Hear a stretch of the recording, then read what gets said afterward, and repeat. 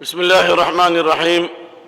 الحمد لله وحده والصلاة والسلام على من لا نبي بعد. أما بعد، رب اشرح لي صدري ويسر لي أمري واحلل عقدة من لساني يفقهوا قولي. رب زدني علما.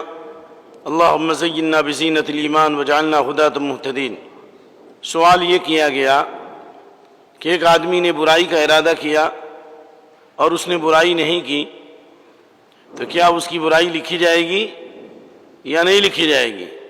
اور اگر اس نے برائی کر لی تو کیا اس کی برائی لکھی جائے گی؟ تو کتنی لکھی جائے گی؟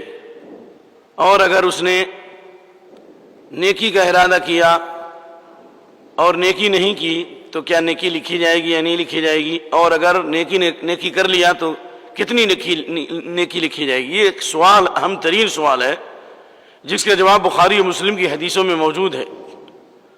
جواب پہلے دیتا ہوں اور حدیث بعد میں سناتا ہوں۔ نیکی اور برائی کے ارادے سے متعلق انسان کی جو نیت ہے وہ دو قسم کے ہیں۔ ایک انسان جب برائی کا ارادہ کرتا ہے، دل میں خیال آیا اور چلا گیا، دل میں خیال آیا برائی کا اور چلا گیا، تو برائی نہیں لکھی جائے گی۔ اگر اس نے اللہ کے خوف سے وہ برائی چھوڑ دی تو ایک نیکی لکھی جائے گی۔ برائی نہیں کیا اس نے، صرف برائی کا خیال آیا، لیکن اللہ کے خوف سے اس نے کیا کیا؟ برائی چھوڑ دی، تو برائی چھوڑنے کی وجہ سے ایک نیکی لکھی جائے گی۔ نمبر ایک۔ نمبر دو، عبادت گزاروں میں شمار ہوگا اس کا، کیونکہ اللہ کے نبی صلی اللہ علیہ وسلم نے 5 باتیں بتانے کا حکم دیا ابو ہریرہ کو۔ ان میں سے ایک، اتق المحارم تکون عبد الناس، اللہ کی حرام کردہ چیزوں سے بچ جاؤ، لوگوں میں سب سے بڑے عبادت گزار ہو جاؤ گے۔ ایک تو برائی چھوڑنے کی وجہ سے نیکی لکھی گئی، دوسرا اللہ کی عبادت گزاروں میں اس کا شمار ہو گیا۔ پڑھیے سبحان اللہ۔ نمبر ایک۔ نمبر دو، اگر اس نے نیکی کا ارادہ کیا اور نیکی نہیں کی، صرف نیکی کے ارادے پر ایک نیکی لکھی جائے گی۔ نیکی کا ارادہ کیا اور اس نے نیکی نہیں کی، صرف نیکی کا ارادہ کیا اس نے، تو اس نیت کی سچائی کی بنیاد پر ایک نیکی لکھی جائے گی۔ اور اگر اس نے اس نیکی کا کام کر لیا تو اللہ رب العالمین 10 نیکی سے لے کر 700 نیکی تک اور اس سے بھی زیادہ جتنا چاہے اللہ بڑھائے۔ واضح؟ چلیے دوسرا حصہ۔ ایک آدمی نے برائی کا ارادہ کیا، پختہ ارادہ ہے کہ برائی کرنا ہے، لیکن کوئی انسان رکاوٹ بن گیا، یا کسی رکاوٹ کی وجہ سے برائی نہیں کیا، حالانکہ اس کا ارادہ ہے کہ ہم برائی کریں گے، اللہ کے خوف سے برائی نہیں چھوڑا، لوگوں کے خوف سے برائی چھوڑ دیا، قانون سے برائی چھوڑ دیا، تو اس کو مکمل برائی کا ثواب، برائی کا درجہ ملے گا، یعنی برائی لکھی جائے گی۔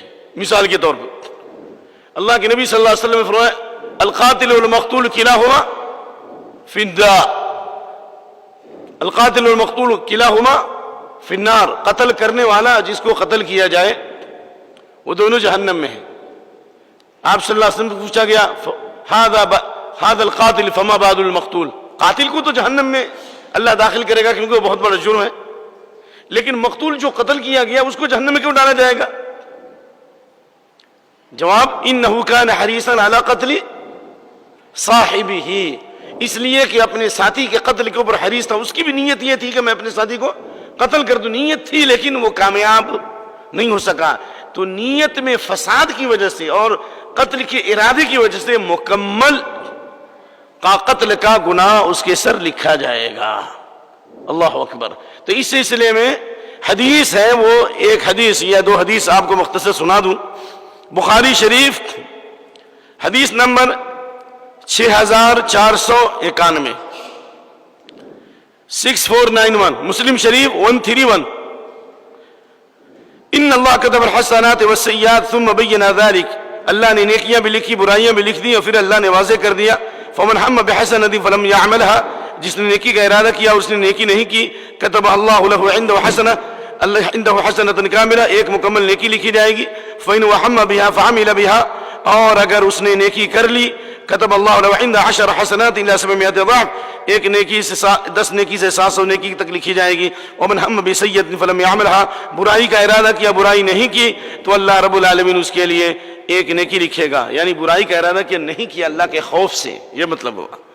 فَإِنْ وَهَمَّ بِهَا، اور اگر اس نے برائی کر لی تو صرف اسی برائی کا گناہ ایک برائی لکھی جائے گی، نہ کہ 10 برائی.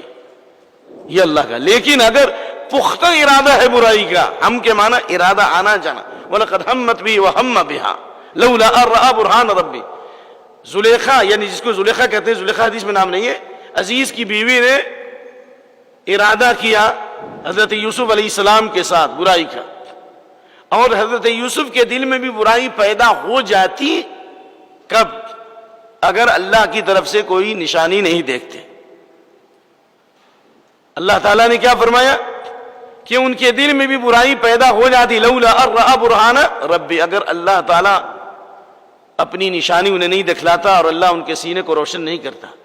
تو اس سے معلوم ہوا کہ زلیخا کے دل میں مکمل برائی پیدا ہو چکی تھی، جس کو زلیخا کہا جاتا ہے، حدیث میں نام نہیں، معذرت کے ساتھ. لیکن امرأۃ العزیز کی بیوی. تو خلاصہ یہ ہوا کہ جس نے برائی کا مکمل ارادہ کیا لیکن وہ برائی نہیں کر سکا تو مکمل برائی لکھی جائے گی. لیکن برائی کا ارادہ کیا اور اللہ کے خوف سے چھوڑ دیا تو اللہ رب العالمین اس کی وجہ سے اس کو ایک نیکی لکھے گا. اور ایک مسئلہ اور بتانا تھا، ایک آدمی نے نیکی کا ارادہ کیا، نیکی نہیں کر سکا، ایک مسئلہ ہے، کر نہیں سکا، پورا ارادہ ہے کہ ہم کو عالم بننا ہے، اور جیسے مدرسے میں ارادہ کیا راستے میں وفات ہو گئی، اللہ نہ کرے، یا ابھی پہلے ہی کلاس میں تھا کو اس کی وفات ہو گئی، تو قیامت کے دن اس کو مکمل عالموں کی صف میں جگہ ملے گی، اللہ مکمل کر دے گا. کیوں؟ اس لیے کہ اللہ کے نبی صلی اللہ علیہ وسلم ان فی المدینۃ لرجالا ما سرتم مسیرا ولا قطعتم وادیا الا كانوا معكم حبسهم العذر. بہت معروف حدیث بخاری مسلم.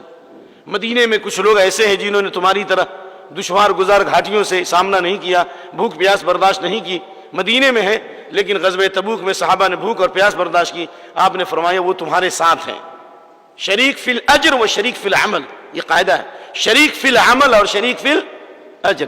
ثواب میں بھی شریک ہے اور عمل میں بھی شریک ہے. کیوں؟ اس لیے کہ سارے وسائل تھے ان کے پاس لیکن وہاں جانے کی صلاحیت نہیں تھی.